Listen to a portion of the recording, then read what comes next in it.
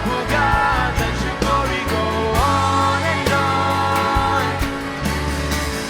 Impossible things in your name, they shall be done.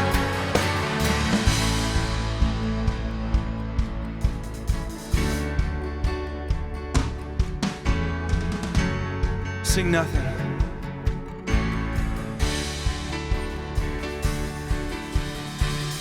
Nothing shall be impossible.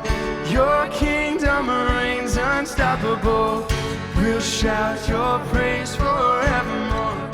Jesus, our God, unstoppable. Nothing shall be impossible. Your kingdom reigns unstoppable. We'll shout your praise forevermore. Jesus, our God, unstoppable. Nothing shall be impossible. Your kingdom reigns unstoppable. We'll shout your praise forevermore. Jesus, our God, unstoppable. Nothing shall be impossible. Your kingdom reigns unstoppable. We'll shout your praise forevermore. Jesus, our God, unstoppable.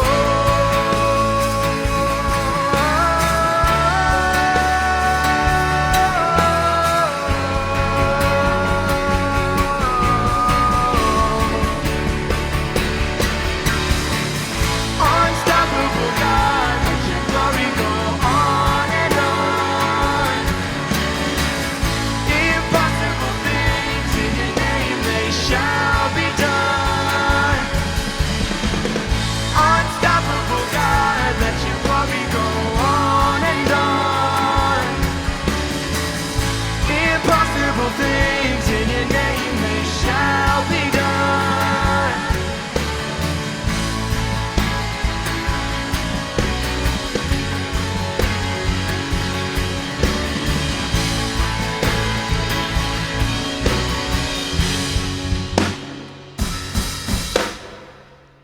Hello and welcome to Quest. It is so good to be with you this week. I am so excited for today as we are continuing looking at this idea of responsibility as we explore what it means and how to put it into our everyday practices. Responsibility is showing you can be trusted with what is expected of you. When we live with responsibility, we start to see the world the way God sees it. Along with this, when we do what is expected of us, we also build trust with others. Responsibility is such an important thing to practice in our lives. So let's take a minute to learn more about responsibility in today's video.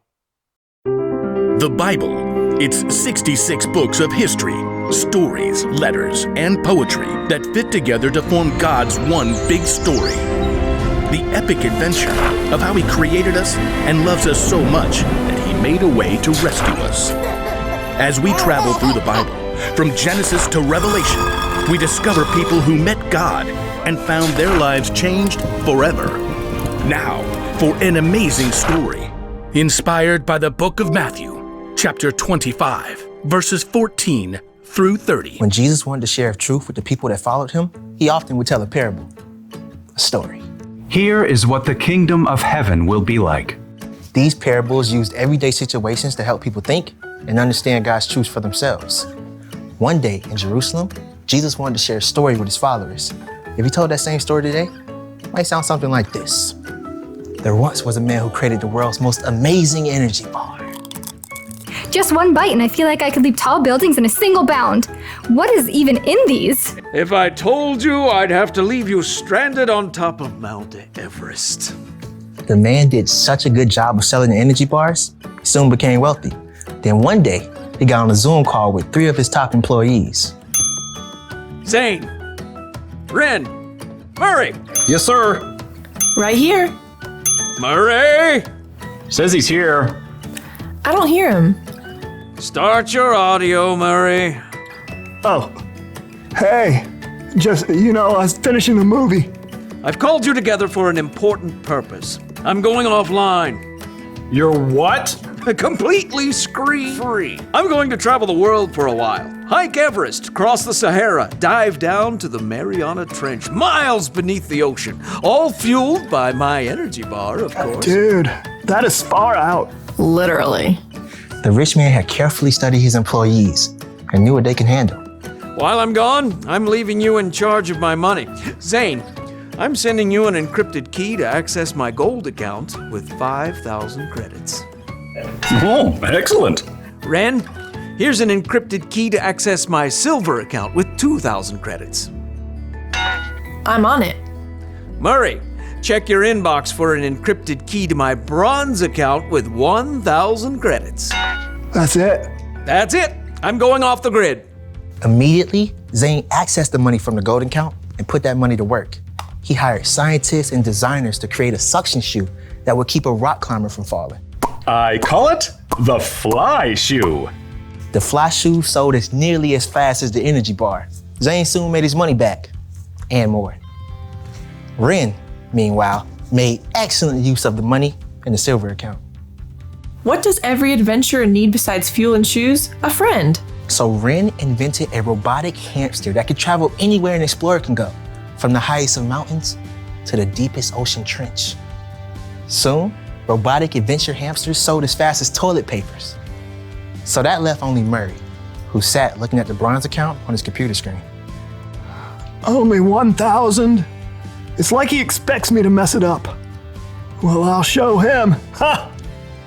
So Murray took the money out in coins and stashed them in a giant bag. Then late one night, dug a hole in his backyard, stashed the bag inside, and covered it right back up. Great. Now all I have to do is go back inside and watch Netflix. After a very long time, the rich man returned from the wilds. Ah, electricity, internet. I have returned to the grid. Please accept my meeting invite. Zane and Ren hopped on the call immediately. Murray took a little longer. Start your audio, Murray. Oh yeah, there it is. I'm excited to see how you've handled my money. Zane? Through sales of the fly shoe, I've added 5,000 more credits to your gold account. Well done, good and faithful employee. You've been faithful with a few things. I will put you in charge of many things. Come and share my happiness. Now, Ren. My adorable traveling robotic hamsters have earned 2,000 more credits for your silver account. Well done, good and faithful employee. You have been faithful with a few things. I will put you in charge of many things. Come and share my happiness. So, Murray. Yeah, hold on. Murray reached down and held up a muddy sack. He spilled the coins across the desk. How much is that? 1,000 credits. That's what I gave you. Yeah. Yeah, well, I knew you're a tough businessman. You make money even where you haven't worked for it. I didn't want you getting mad, so I just buried the money. See? It's all safe. Murray offered a weak smile, but instead of smiling back, the rich man went red in the face. You lazy man. If you knew I can make money even when I haven't worked for it, you should have at least kept my money in the bank where it would have earned a little bit. Sure. The rich man turned to his personal assistant and ordered. Take Murray's credits and give them to Zane, who already has 10,000 credits. Oh, and take Murray off my payroll immediately. The message of Jesus' story was clear. If you are responsible for what you were given, you'll be given more. If you wasted it, you end up with nothing.